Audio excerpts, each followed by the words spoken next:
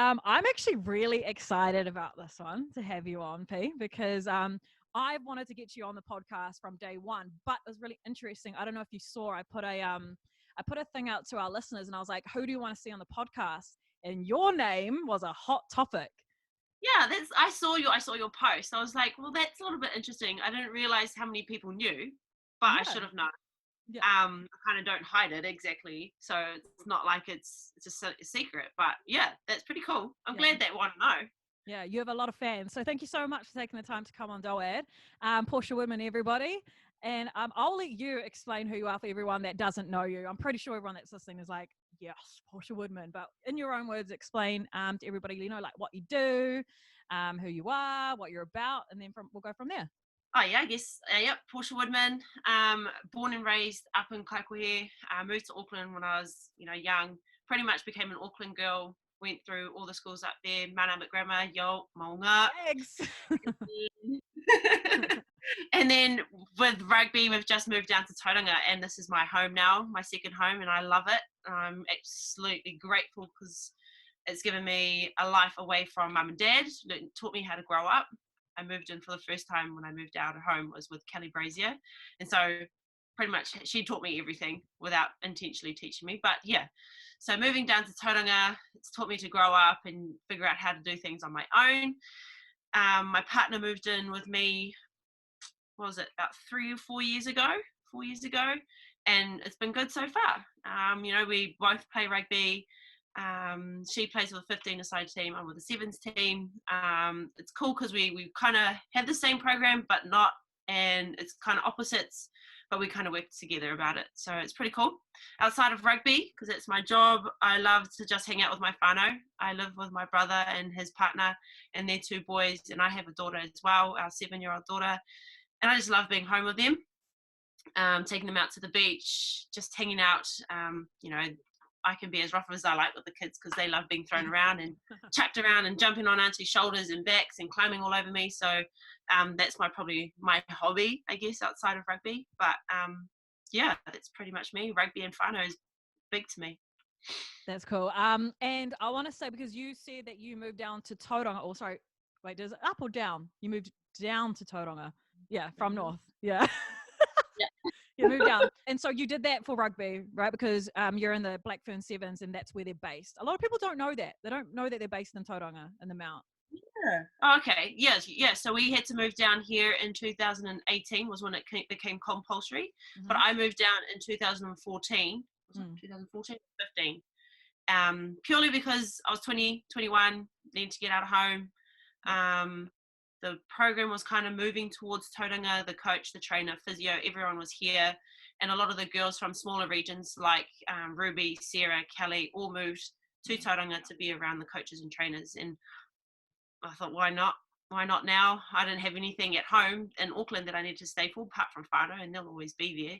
So yeah, moved to Tauranga for rugby. Not a bloody bad place to live either, is it? Oh, heck no, not with all the beaches. I'm a beach girl and would love to just, yeah, being by the beach is probably the best thing ever. So have you always wanted to do rugby? Was that always the dream, like since you were a little girl? Yeah, dad played rugby for a Oh, long time, and just being in and around him playing rugby, whānau, cousins, brothers, everyone playing rugby, I thought it'd be cool. But it wasn't a career pathway for me back in the day, and okay. sports is probably my only thing that I've got going at the moment.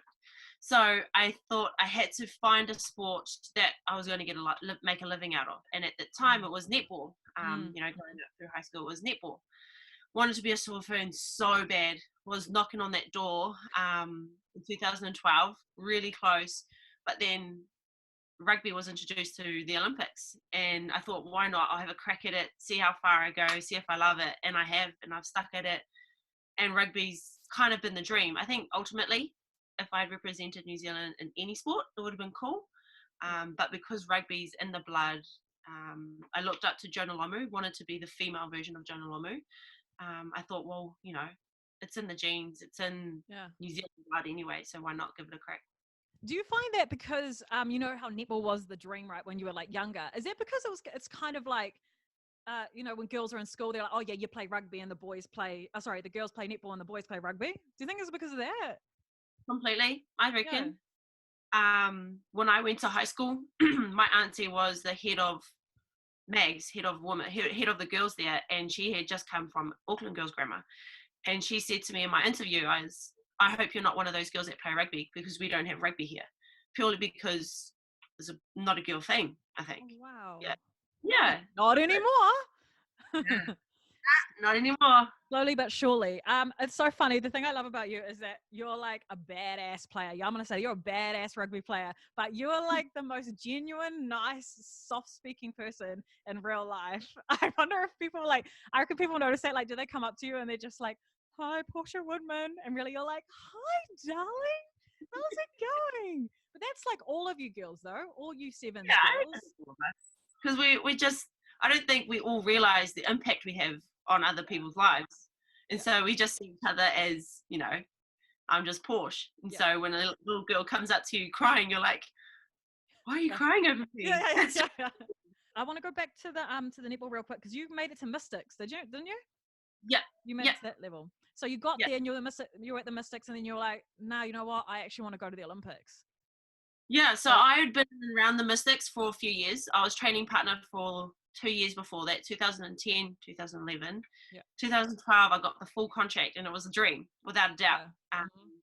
Within that year, I was also part of the emerging talent. So they're the squad just below the Silver Ferns.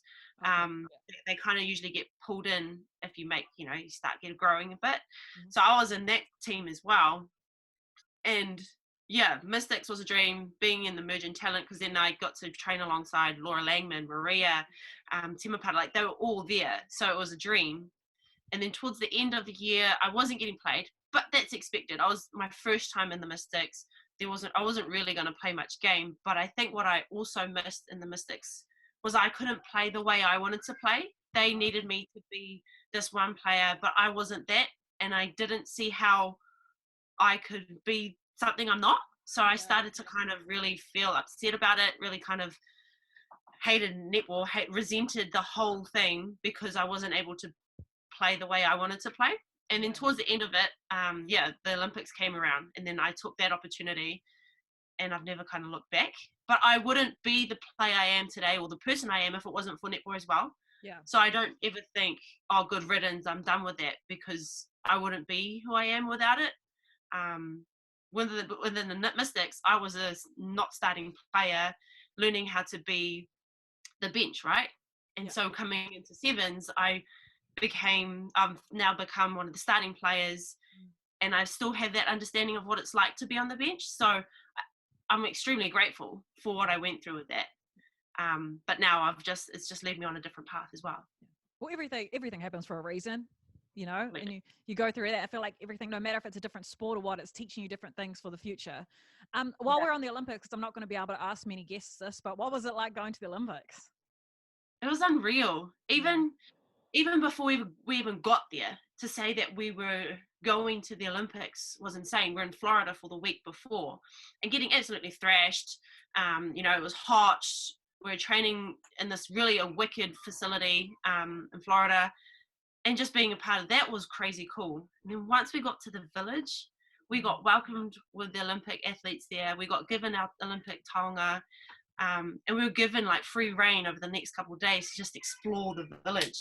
You had the towers, you had the food court, you had the casual eating areas, like everything was just insane. Seeing players, like we had the Williams sisters, they were in the food court. I didn't recognize them until everyone started looking at them, and they kind of walked past me, and I was like, all I noticed, no, without a doubt, was their booty, because their booty was huge. Like my eyes started smiling too. So all I saw was booty, and then realized, oh damn, it's this Williams sisters. Like it was insane. Crazy. Yeah. That's just like a whole other world, hey? Yeah. Sorry, I feel sorry for the professional athletes, like the Williams sisters, the Michael Phelps, because there's amateurs like us, same place as them, completely tripping over to see them, and they're just like, I'm here to do a job. I've got things to do. I've worked 4 years for this. And I just, like, they were pretty good about it. Yeah. If you think about them, they've put their whole life towards this 4-year cycle, but they were pretty good about it. Yeah. But I feel like you guys do as well, in a sense. You all like live and breathe rugby. So for that 4 Yeah. years, getting to that place where you are at the Olympics representing your country, you're in the village, you're in the freaking Olympic village. Like, not a lot of people get to say that. So then you get to Olympics and you win silver, like, it's a Yeah. freaking medal, Yeah. and you're on that podium. Like, what's that feeling like when they put that silver medal on and you're like, man, I've got an Olympic medal? Yeah, it was a bit of mixed emotion. Yeah. I was heartbroken because of that, of feeling like I'd lost the game. But now looking back, like you say, we won a silver medal. Yeah. Not many people get to go to the Olympics. And when they do go to the Olympics, not many people get to win a medal, let alone a silver medal. Yeah, 100%. And that was something that I really had to kind of appreciate, because who in the world goes to the Olympics? Yeah, exactly. Māori girl from whoever gets to go to the Olympics, and like you said, we represent our whānau. I'm big on whānau, and I had about 7 or 8 whānau that were there, and to have them follow me around this crazy journey was huge. And then we went from Rio to Com Games, that group doubled again. We had 25 people in Com Games. So it's just, playing to represent your whānau and your country is huge. Yeah. What was your feelings like towards the postponement of the Olympics this year to next year? How'd you feel about that? To be honest, I wasn't too phased. I felt like I was on track with my injuries, and if it was to happen this year, I'm ready for it. But now with a year later, it gives me more time to kind of get better than what I was going to be or what I was before. But I'm happy. It means I can stick at the game a little bit longer. Yeah, it's a really great way to look at it. I'm going to ask you the question, obviously, because it's the most asked question that people want to know. How are you going with your injury? Yeah, the injuries are going well. Hamstring's stronger. The biggest problem that I've had is the Achilles injury. My calf strength hasn't been able to come back as well, but I'm good. I'm looking good. So I did a broncho test earlier on in this lockdown, and I managed to get a time which meant that I could get back into team trainings. Ooh. So I was ecstatic to just be able to hit that target. Yeah. But then I needed to be able to go to training Yeah, and train with the team, and there's no team. You girls you are the most passionate girls ever. Like, you've got bloody rugby fields in your backyards. You're all you're training up and sending it to each other. It's super cute. Like, you are the most passionate people that I know about your job. So I know how you'd feel. You'll be like, okay, I'm good to go. Shit, I got no one to train with. But does it help with your partner Renee? Does it, 'cause she's in the 15s, right? Does that help with you two both playing rugby? Like, do you train with each other? Do you upskill with each other? So she's coming back from an injury as well. So she had meniscus cleanup on her knee, and so that's it takes about 12 weeks to kind of come back properly from it. So she's well on her way. But it's cool because I've been through a process of rehabbing as well, so I know how she's feeling. She knows what it's like to be able to, you're grinding away all by yourself, but then she's there for me as well. It's really cool. We're really lucky. We have this relationship where we both know what each other are going through, know when to give space, and know when to kind of be there and pat each other on the back or run next to each other. Yeah. Oh, cute. That's cute. And she's a whacker. If I can step her, then I can step anyone, because she's a little bit of competition. I love that. How was your mental through your injury? I think I was pretty good, to be honest. My biggest thing that I probably would change next time was not to lose contact with my friends. Okay. I just kind of was like, not intentionally, but I was just like, I've got to do my rehab. You're in your own zone. I've got to do my thing. I've got targets to kind of hit. So I'm just going to do that. But I just not forgot, but just didn't didn't decide to have time with them. Yeah. And I was just trying to figure, I think that was my biggest work on.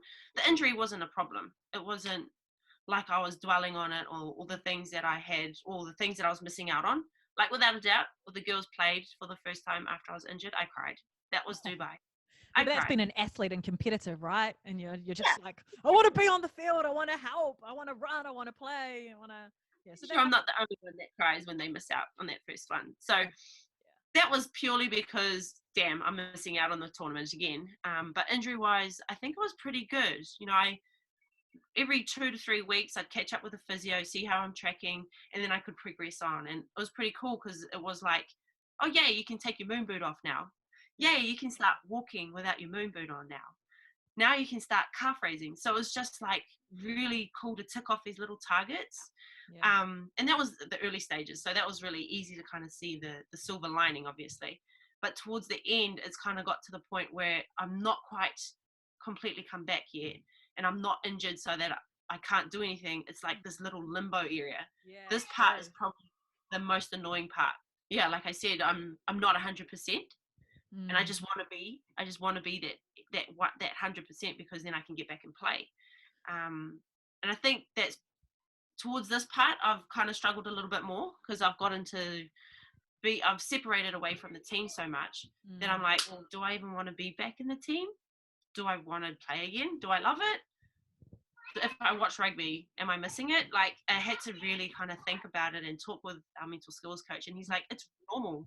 It's normal Yeah. to feel because you've Yeah. had such a big break and you've got into the rhythm of just rehabbing and not playing in a while. So it's normal to kind of feel like you don't want to do it again. I was like, oh, thank goodness, because I thought I just lost the fire for it. That's called overthinking, I think. Yeah, What all women completely. do. Yeah. It's funny, we have those days, and it's like, oh God, I don't know if I want to do it anymore. And then you wake up and you're like, oh no, it's all good. That was just having one of those days. Yeah, completely. Yeah. But I think now, just knowing that I want to be on that field, I want to feel that burn on my chest and my name on my back and line up with the girls and run out onto that field again. Yeah, without a doubt. I can't wait to get back. And I think that's my biggest fire within. Just I want to be back there. You will be back there. We're manifesting it. And I know there's a lot of Yeah. people that are waiting for it as well. But let's go back to Renee real quick. So how long have you two been together for? I think about 8 years. It was a little bit grey area at the start. So we kind of like had to make up our start date. Oh, okay. That sounds like a typical lesbian relationship. I was just going to say, because we were talking about it and you said that you were surprised that a lot of people knew about your sexuality and your relationship. Why is that, do you think? Is it just because you don't really talk about it that much or portray it? I didn't think people would notice. I don't know. Yeah, well, it's not like I hide it. I post about her, I talk about her a lot, but I just didn't think people would notice. I don't know. And to me, I think it's normal, obviously, but it's not. Well, it is. Interesting. People, even when you think it or not, people are so interested in relationship status. Like, you realize you're like, oh, no one cares about my relationship, but oh man, they get so involved. I Googled you yesterday and I was like, oh, I wonder what it comes up with. The top 3 things were, is Portia Woodman married? Is Portia Woodman single? Who is Portia Woodman's partner? Wow. I was like, oh yeah, they care. Wow. Yeah. And the LGBT community as well, a lot of them care because a lot of people DM me and asked about you, so I know they'll be frothing at the fact that you're on this. So we'll touch on your sexuality real quick. Have you always known that you've liked girls? No, not really. I think I'm always quite I'm an open person, so it wasn't necessarily like I like this and I like that, or I like this. Hi. Who's that? I'm in a meeting. Oh my god. We'll touch on you soon. Oh, the joy of having kids, eh? Yeah, exactly. Nosy ones. Nah. Yeah, no, I didn't always like girls. I think it was just I didn't really know many lesbians. I think the only person I knew growing up was my cousin, and I didn't really talk to her. We weren't living in the same area, so I wasn't really in touch with her much. Yeah. And it wasn't until I came to rugby that I met a lot more, and it kind of was like, oh, okay, well, that's cool. Who else is? Yeah. Not that I needed to know, but just wanted to know. And when I met Renee, I thought she was the funniest person ever. I honestly thought, I just cracked up every time. I couldn't believe that she had just had a baby and was 8 weeks post having baby, and she was back into training, and she was like crazy funny. She had this whack hard worker, like put it all out there on the field. And there was this one time we were heading off to Amsterdam in 2013, and I just thought she was so funny. I introduced her to my mum, or I introduced my mum to her, because I was just like, Mum, this is Renee, this is who I'm talking about. All this time, she's just absolutely hilarious. And then Mum was like, okay, that's weird. But were you just friends at this point? Or we were just friends, but I just thought she was so funny. yeah, she is. I'll give her that. She's hilarious. Yeah. I probably should give her that more, but it's okay. Oh, she'll be pressing the record button on this screen recording. That's right, Renee. I got you. I'll send you a highlight. Just repeat. Yeah. You'll hear it at night, like repeating, like, oh, I should give her that more. She is funny. Oh, no, because she's DJing, eh? Renee's a bit of a DJ. She'll incorporate that into her songs. You wait for it. It'll be like her tag. Okay, cool. So you introduced her to her mum, and what happened? Oh, and to your mum, and what happened? Oh, it was just, because we were just friends. She was just like, oh, kia ora, Renee, where are you from? How are you going? Da, da, da, da. Like, it just was like real casual. And then it was like at that tournament is when we kind of hooked up. Yeah, because what happens with that? Like, you're on tournament and it's like professional time, right? But you share rooms, right? Like, yeah. And I wasn't with her, but we had finished the tournament, we won, and we had this big old party with like the rest of the tournament, with the rest of the team. To this day, I can remember little bits because I got sent to my room, and then I think I fell asleep, and then they come running in with KFC, and then that part's a little bit blurry because it was like her, my cousin, and my roomie, and myself all in this room. And I can remember falling off the bed, and she's down on the floor, and I think I kiss her, and then I can't remember what happened.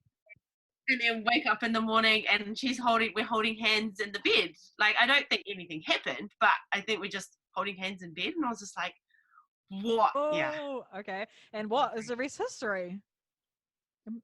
What happened? And then, is this the gray? Is this the grey area you're talking about before? This is the grey. Yeah. Oh, okay. Yeah. So we're kind of like hanging out, and we weren't sure what was happening, what was going on. I kind of had a boyfriend at the time. Oh, P. Oh, God. Nah, oi, been there, done that. But it's like, it's so bad. It's so bad because you're like, what happened? Like, when it happens, you're like, was that for real? Was it just like, was I mucking around? Like, you're just kind of trialing things. And then you're like, oh, shit, I actually like this girl more. And you start getting feelings and stuff. Is that yeah. It was just cool because, like, obviously being a girl, you kind of, how each other kind of function and how you think and how you feel and what you kind of expect from them and what they would expect from you. So it was kind of like real easy, but then really different. Yeah. Really different from being with a boy. Yeah. Okay, so you got together when you were 21 with Renee, and you're still together to this day, right? So you've been together for a while. Yeah, been a while now, and I think last time I was in a relationship, I was in for about 5 years, and that kind of, was whatever. I was really young then. Yeah. So yeah, going on 8 years, or 7 years, 7 like that. And you're engaged, right? Yes, we are. Are you waiting till, is the Olympics going to put it on hold for a little bit? Yeah, well, originally, we did plan to have it this year, and then this whole craziness happened. So then we moved it to next year. Okay. And now the Olympics are next year as well. So yeah, we're hoping to get married next year. Exciting. Yeah. I was going to say, how did your parents take you in your sexuality? How did that go?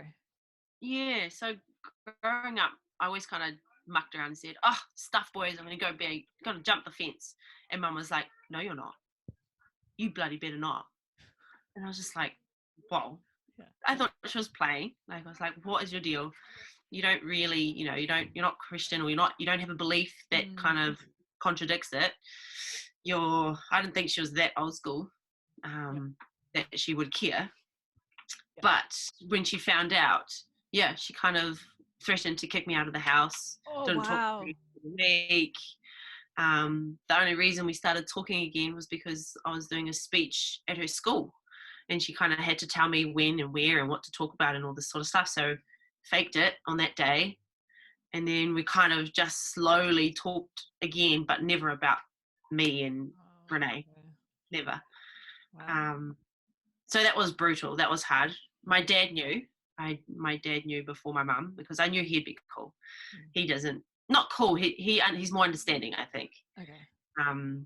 He doesn't really get phased about that sort of stuff. Yeah. He's just like, if you're happy, you're happy. Yeah, exactly. And it's his niece that's the other lesbian in our whānau as well. So Oh, okay. I think it's their whānau is a little bit more understanding, whereas my mum's whānau, they're very strict, brutal, old school. They don't have the beliefs that say you can't. It's just their own beliefs, or their understanding is boy and girl kind of thing. Yeah. So I told Dad earlier, and he was like, well, you need to tell Mum. How are you going to tell Mum? I was like, okay, well, we'll figure it out. And then she accidentally found out because there was a photo of me and Renee kissing on my phone. Always and she was looking at accidental. one photo, swiped too far. Oh. I was like, why did you? Yeah. So possibly the worst way of her finding out, but it just kind of ripped the Band-Aid off and had to be done with it, because I wasn't sure how I was going to tell her. And yeah, I guess it was out there. It was fine. It was good. I could deal with the silent treatment for a little bit, and then we're going up north to watch my younger brother play rugby, and it was just me and her, because my brother and Dad had already gone up earlier, and it was just me and her. And that whole time, this was probably a couple months later, like since she found out, we kind of been talking, but never really talked about anything else. It was real kind of surface talk. How are you going? What's next? What's happening? And so in this car ride, we're going to be driving for about 2.5, 3 hours. And I was just, okay, I need to talk to you. This is how I'm feeling. At the moment, I'm choosing between my mum and this girl that I feel like I love. And it's not fair because I have to split the times, or I feel like I can't talk to you about it. I can't be real with you. And it's hurting. And it's hurting both of us, because I know you hate it as well. We're so tight. We told everyone, we told each other everything. So felt like I was losing my best friend, and it was that was really hard, not having my mum there. But I felt as soon as I told her how I was feeling, she kind of was like, yeah, okay, I need to just at least try. And she did. And I'm so grateful that she just tried in the first place. Because it showed that she knows it means a lot to me, and I wouldn't do it unless it meant a lot, because I'm pretty much putting my mum and myself and my mum's relationship on the line, and just saying, I can't pick anymore. I can't choose between the two of you. I don't want to choose. So please just help me. And I think she understood that. And from that point on, she's been super cool. She's welcomed Renee into the whānau, and 7 years later, you bloody hope that they're on good terms now. And they are. So, Mum and Renee will go for a walk around the mount when they're here, and they've both got nothing to do. But that time was really brutal, really hard. And Renee's whānau too, they're the same, wasn't as supportive, but there was more of a belief that they have. And I understand that. I completely understand it. That's their belief. It was just hard for both of us, because it felt like the world was against us. And then also within the rugby world, we were told that we shouldn't be, because we're teammates, and it's not right to be within the team and having this. And certain people just kind of made it feel like it's not good. It's not going to work. How is it going to work within the team? What happens if you break up and it's really ugly? Is it going to be the same thing? So it just felt like everyone was against us. And so many times she just was like, I can't deal, I can't do this, I can't disappoint my family. That's it. And I was like, nah, come on, I love you. I'm not for giving up this easy. If they love us, they will deal with it. They will love us no matter what. And as soon as your whānau know what I'm like, and know how supportive I am of you, and how much I love our baby, and how much I'm going to give everything to use, just to make you my whānau, then they'll like me too. And once they get to know me as a person, and same with you, same with her, as soon as my whānau found out how funny she is, how cheeky she Yeah. is, and what all her talents that she can do, they'll love her too. So it took a couple years. I would say it took about 3 years before both our whānau were okay with it. It took them that long to see that she was more than just a woman. She could give all these qualities and make you Yeah. happy, and it didn't actually matter that she wasn't a man. Did your family have any kind of you know were they kind of like, oh, you haven't any babies yet, Portia? How's that gonna go? Like, how are we gonna Yeah. have grandchildren? Yeah, without a doubt. Well, it's probably just me talking about it because I'm 28. Rugby career is probably not going to last much longer than 35, hopefully. But I want to put a baby in there, and after Olympics or after this next couple years, I want to have a baby. And I was talking to mum and dad about it, and they were just like, "But how?" I was like, "Well, we can get a donor," and they're like, "But." For them, you have to have, a pepeha, being Māori, you have to know where you're from. And your genealogy is so important. Otherwise, how do you know who you are? And, for them, they don't understand that you can't just have one side because there's this whole other side to them. And how do you understand that? And I was like, well, actually, it's no different to a heterosexual relation couple. They still, if the husband's shooting blanks, they still might have to get a donor. So what's the difference? It happens in any relationship. I understand your their concerns that we're not going to have a full genealogy and full whakapapa, but they still have mine. They're still going to have mine, and then everyone else that comes from that. And if we wanted to, we could decide whether we learn about the other half. But my biggest thing is it's no different in any other relationship. You can go with a donor, or you can have it a natural way, and you still might not know things, so my biggest thing to them was like, don't worry about more calls. You're going to get more calls. You're going to get heaps of them without a doubt. You're going to have your babies, your grandbabies. It's just going to be a little bit different. It's not going to be the way that you guys had them, and it's not going to be the way you expected it of me, but it's going to happen. And you're going to love them no matter what because they're mine. So and they will. It's exactly how they the first with your sexuality. Now, like, oh God, and now they're like, oh, we love you, Renee. It's a shock because I feel like it's something different, especially if they're quite old school. Like I did, my last episode was of my friends, and they're a lesbian couple, and they've just had a baby, and they went through like a fertility clinic. Can't even speak. It was amazing. It was amazing the journey they went on, and like literally what they did is they go into the clinic and they give a book, and they're like, oh, we would prefer green eyes, blonde hair, blah blah blah, and they give you this profile, and then they just obviously you pay money and you sign some things, and they give sperm and they have a baby, and it's their baby, and they love her like crazy. So there's so many ways you can do it these days. Like so many, you need sperm, but you don't need a man to have a baby. No, exactly. We've had friends that have done it just at home, and it's worked. They've got a baby out of it. So it's not impossible. It's not. It's really, really not. So do you want to carry? Is it something? Because Renee's already got what's your child's name? Kaya. Oh, she's cute. Super good on TikTok too. What the heck? So good. She's like 7 going on 17, that girl, like seriously.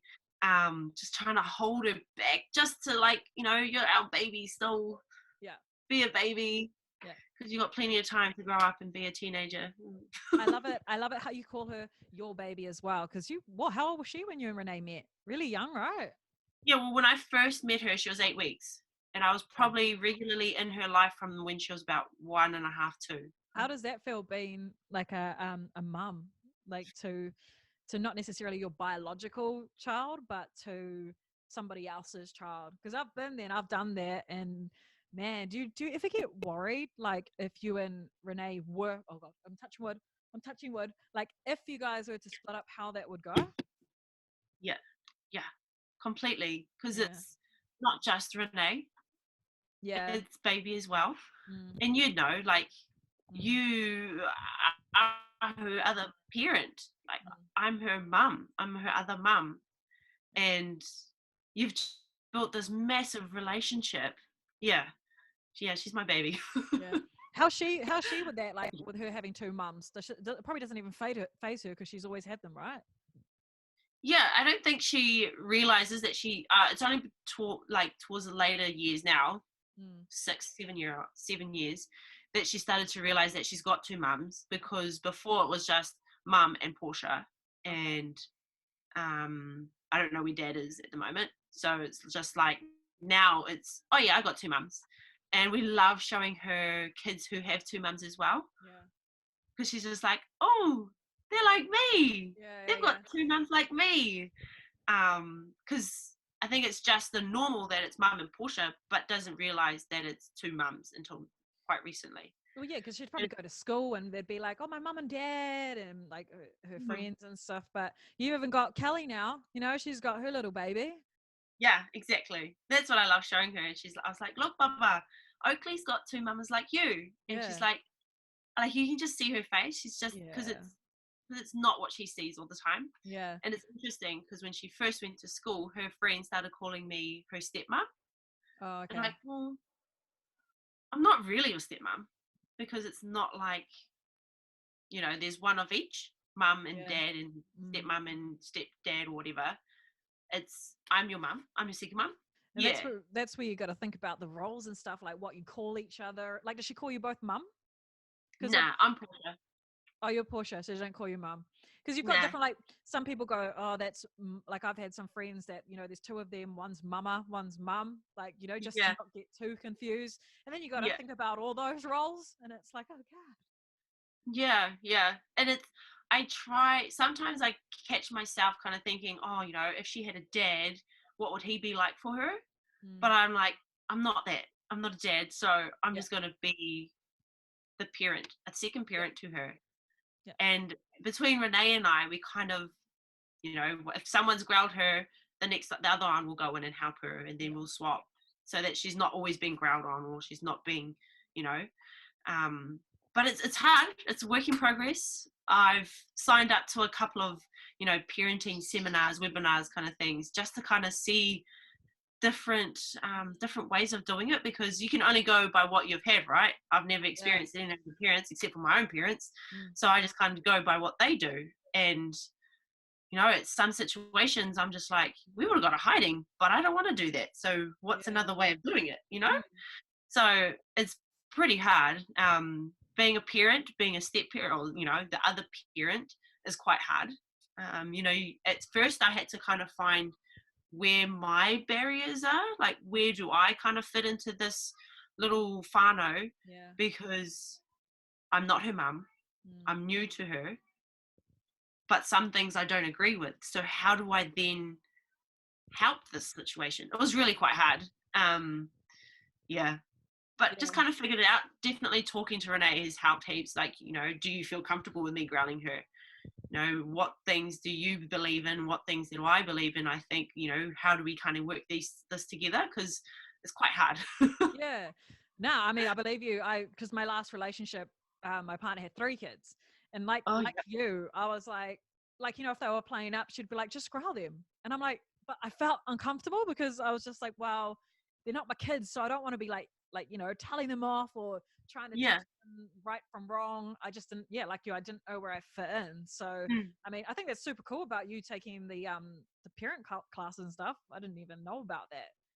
It's been new. It's just been while we're in lockdown, because we've Oh, got all cool. the time, and we've been, it's gone past with her. It's gone past the point of actually making her, surviving her, but now just molding her into a nice human being, Mm. one who knows her worth, like all the things that I wish I kind of knew when I was younger, like know my worth, not being focused on your appearance and all this sort of stuff, and just kind of thinking about how to mold her now, not Mhm. mold her, but you know what I mean. Yeah, like Just help kind her of, grow into who she wants to be. yeah, Yeah. yeah, Is yeah. she, is she interested in rugby? Nah, probably not. Nah. She's probably just gonna be like, nah, I don't want to do it. So she's such a girly girl, in complete contrast to her mum. Mum was all about sports, all about, rugby league, basketball, feeling comfortable. She had dreads. She's tomboy, right? And then Kaya's like this girly girl, loved makeup from when she was 2, loved dressing up in her auntie's heels, obsessed with dance, gymnastics, everything she could think of. She's the complete opposite of her mum. So it's pretty cool because she has both. She's the girly side, mum's the comfortable side. That's so cool, though. That's so cool. I wanted to touch quickly on your culture because I know that is so important to you. What does Yep. culture? What does it mean to you? What does culture mean to you? Because what's your heritage and stuff like that? Because I know you're really into it, and especially within the team as well, right? Yeah, so I'm Māori, with a sprinkle of Scottish and Irish, I think, and English. My dad's dad is full English, so yeah, so we're Māori with a bit of everything else. And growing up, mum and dad were really staunch on knowing who we come from. So for them, knowing that there's them, there's our parents, our grandparents, and so on and so on and so on. So they can really kind of connect all the way back, and to know that and to know who you come from gives you the opportunity to know what attributes you have because of the people you have come from. And dad and that have always been staunch that you've been given these gifts, so use it. And these gifts have come from all the people before you, and they are sitting there watching you to kind of make the most of the gifts that you've got. And that is just like a slight part of how big culture is to us. But I love our deal. I can kōrero. I can have a conversation. Say, I'm not the most fluent person, but I can have a conversation. And I'm extremely grateful because my parents put us into a bilingual unit from primary school, and I was in bilingual units from primary right up to high school, and I'm extremely grateful. Kind of wish I paid a bit more attention to things like Matariki and Treaty of Waitangi, Tiriti o Waitangi, the Kingitanga, all those little things. I wish I'd paid a little bit more attention to, because at the moment I know a little bit, but not so much that I can pass it on to my partner Renee or Kaya or whoever else that I need to. But being Māori is huge, but also knowing, because my dad's dad, he's full English, and his side, he's the youngest of 13, I think, youngest of his family, but he was born in 1900s. He was really old, so he's got this whole other whānau that we kind of know about but don't really know about. So not just our Māori side we need to know. For us, it's knowing every part of who we are, and that's huge. Especially if he's coming from that really big family, Yeah. Who knows who they could be? Yeah, completely. And he passed away when he was 50, 60. So we have a few whānau members left of his whānau that we can kind of tap in, and we stay in contact quite a lot because they are the only ones that we have left, that we know of at the moment, kind of thing. Yeah. Are you the one in the team for the Black Ferns that usually leads the haka and stuff like that? Yeah, so I guess myself, I kind of lead it, which is weird because I wasn't really a kapahaka person growing up at school. I was the sporty one. I can kōrero, I can do kapahaka, but I didn't really do it. But yeah, so in our team, I'm one of the leaders of the cultural side, and my biggest part is about the haka and waiata and our karakia or our prayers that we do in our meetings and stuff. And my 2IC, or the one I've taken under my wing, is Stacey, but she's probably more qualified than me. But so between the two of us, we'll take turns in leading the haka. She can sing, so she leads all our waiata and stuff. But yeah, so I've in the past I have led the haka, and now since I've been injured, Stacey's been leading the haka as well as I think. Yeah, that's cool. That's cool that you can pass it down and stuff, though. I think it's important, for our environment to kind of. We're not going to be there forever, and I think for them to kind of see what we have been doing and them to kind of put their own twist on how it all goes. And Stacey's so cool. She knows her kapaka. She's competed and stuff, so she actually knows what she's talking about. And I love that she can change it to what she loves because it's ours. And the girls who wrote the haka for us, they've given us full reign, take control. This is your haka, you do what you want, as long as you give mana to it, as you do it with mana. So Stacey does it, and I love it. I love what she I love what she comes up with and what she does with the haka and with the girls. And she does some really cool drills with the girls through kapa haka practice. So I think Stacey's really awesome for our team, for our environment. Yeah, they all love a good karaoke sing along, don't they? Oh, completely. I feel like you guys can all sing in your own way. Oh, yeah. Maybe if I've had a few drinks, I can sing a bit better. No, I bet you'll be missing getting back into that as well. And even like being in the haka, and just doing that and performing that adrenaline that goes through your blood must be crazy.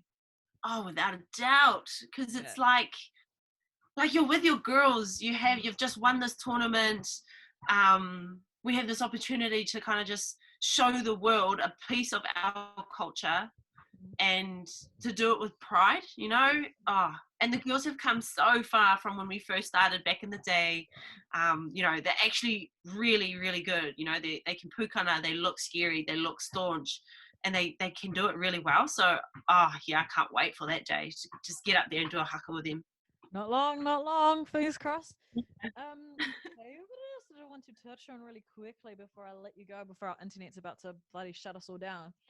We touched on, what are all the titles that you own at the moment? 2015 World Rugby Sevens Player of the Year. You got the gold at Commonwealth. What was the title? What was the title that Ruby was saying that you hold? Oh, I don't know. You're the only person in the world to hold two titles: the World Sevens Player of the Year and the World Rugby Women's Rugby Player of the Year. You're the only person. But it's the 15s and the 7s aside. Woo-hoo-hoo! Where's all your trophies? I thought I would have seen them in the background. Not keep them in the room. They're what? They're either hidden away or they're at Mum and Dad's. Oh, at Mum and Dad's. You don't have a wee little trophy cabinet?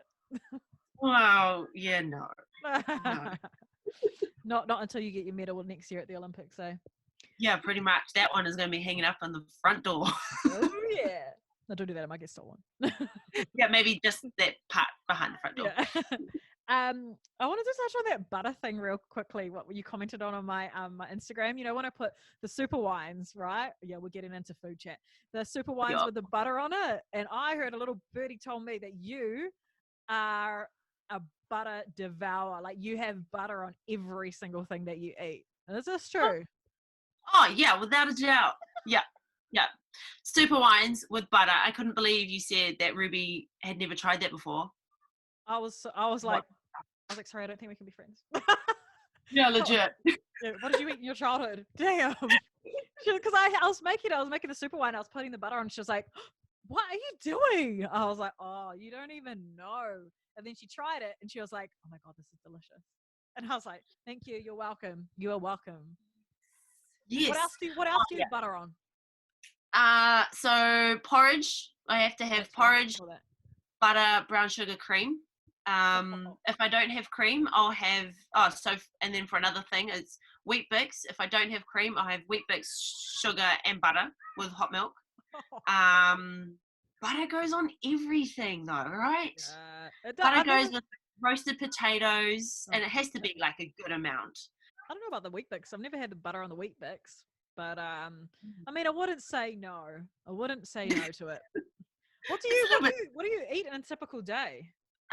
So for breakfast, I'll have 3 wheat bix, hot milk, sugar, cream, if no cream, butter, as well as 2 poached eggs. 2 to 4 poached eggs, depending on how hungry I am, with avocado on 2 pieces of toast, and maybe spaghetti or baked beans on top of that. Throughout the day, I'll have either a sandwich, just leftover dinner. I'm not that crazy, strict. Yeah. I just love food. I just love a good kai. And then dinner, oh my gosh, this last 4 weeks in lockdown have been amazing. What for your We had an oven hangi, we had home KFC, we've had home pizzas, burgers. Mum and Dad have made pork chow mein. we've had some crazy feeds, and that's probably been the biggest highlight of this lockdown is just learning to cook from, Yeah. because they've just, she's got all her old recipes, and she just knows how it's supposed to go. And so I've just been loving it, learning from her. It's been the best. Learning to cook, eh? Oh, we'll have to come over for dinner sometime. What would you make? Yep, What's your definitely. specialty? I love a good mince patties, like the burgers, homemade burgers, spaghetti bolognese. You can tell I love mince. And we could do an oven hangi, definitely. Oh, yeah. Mm. I haven't had a good hangi in so long. I don't even remember the last time I actually had a good one. I think it might have been from. Have you been to the hangi shop in Otahu in Auckland? Have you been there? No, no. They make. Is it good? I'm pretty sure it's called the hangi shop. I can't remember something like that, but it's in Otahu. It's so good. Oh, If you come up to Auckland next time, you have to go check it out and keep it local, support the local, and yo, try that. It's mean. yep. Okay, I'll ask you a Dear Out. Diary question real quick, and then I'll let you shoot. So this is just a question that's come through from one of the listeners, and actually this is quite fitting for you because of your relationship and your career. Dear Diary, do you believe in mixing business with pleasure? Yeah, that's a really, really cool question, obviously. We started off as business, just there for rugby, and then became an item. I think at start it was really exciting because no one else knew, and it was kind of cool to kind of keep it on the D-low, a little smack on the bum every now and then, or a little cheeky squeeze. Um, and then now it's kind of got to the point where when we're in the same team, we kind of don't really mix with our friends. So it's a little bit different.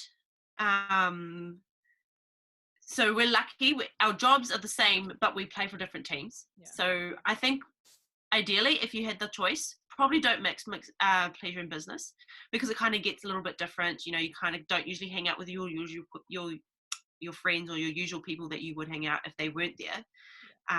Which isn't a good thing, which isn't a bad thing, but you kind of miss that connection as well. But yeah, I think we were lucky that at the start it was really exciting, and then towards the end we kind of just learnt that you can have your friend time, and then your own time together is separate kind of thing. Yeah. Do you talk shop at home at all? Yeah, I think depending on how each other are feeling. It's really cool because she's now in the leadership in the Black Ferns team, and I've been a leader for a few years now. I don't know. Yeah, anyways, I've been a leader for a few years now, and it's cool to kind of help her just talk to her about what we do with things in our team, and then she can kind of take it away, implement it if she wants, but just kind of put it to her girls. That's probably the biggest thing we talk about is just about leadership and how both teams kind of tick, and she kind of asks us how we do things on here, and vice versa. But to be honest, we don't really talk that much rugby. Kind of when we're home, we just want to do home stuff and leave work at work.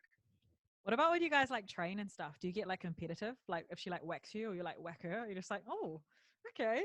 I'd love to see that. Really. We hate losing. She's the stepper. She is she's got the meanest whack. I don't know how she does it. And she says she just always watched the boys and she just wanted to do what the boys did. And she's better than them boys. So it's been cool to watch. And I try and learn from her, but I'm just poos at that. I just like to either run over people or just run away. It's don't even be near me. And so if we are at the same time and we're trying to train against each other, she'll just try and whack me so that I can't touch her. And it pisses me off. We've played against each other once. Yeah, I was going to say. And that was for a Black Ferns trial. And I got the ball, and I swear she had fallen over way before I even got the ball and blames me that I bumped her off, but I didn't. She fell over and she was already laughing before I even got the ball. The coaches did it on purpose, I swear. Yeah, that would be so you just have to I love you, but I'm just going to bowl you over real quick to the try line. Yeah, and then she got the ball and I was like, come on, don't make me have to, don't make me, yes, please, I don't want to tackle her. Okay, well, cool. Thank you so much. I think that a lot of people would have learned a lot about you, and I did as well. I guess I just want to say, is there any advice you have for, multiple things for you, up and coming sportswomen or even men, or people just trying to come to terms with their sexuality? Do you have any advice for either of those? I know I just threw all those questions in one, but. I guess in terms for the sports person, the biggest thing that I've found within our team or within our girls is that they're people that have a dream and are determined to go for it. And I think people think that you can't be selfish, but you have to be if you're going to be an athlete, because you have this dream, and this dream means so much to you that you're going to do absolutely everything you can for it. And I'm a big believer that if you do it, you wholeheartedly believe in yourself doing it, it's going to happen. So find out what your dream is and explore that. It's going to change, it's going to mold into something else, it's going to take you on a different path, but follow it, explore it all, explore everything, because once you get to that destination, you find out what you really want, do everything you possibly can to make it happen. And then in terms of the sexuality, I think make sure you've got supportive people around you. Find out who's going to back you up no matter what. I was lucky enough to have really cool mates that kind of were like, you're a shit, but that's cool. Yeah. So they had my back no matter what. And don't back down. You know within yourself who you are and what you are about and what you love. So don't back down. Don't back down to anyone else. Be who you want to be and find those people that love you and support you no matter what, because I know that definitely helped me. Well, if you're trying to look for a different career change after rugby, you should do like motivational speaking or something.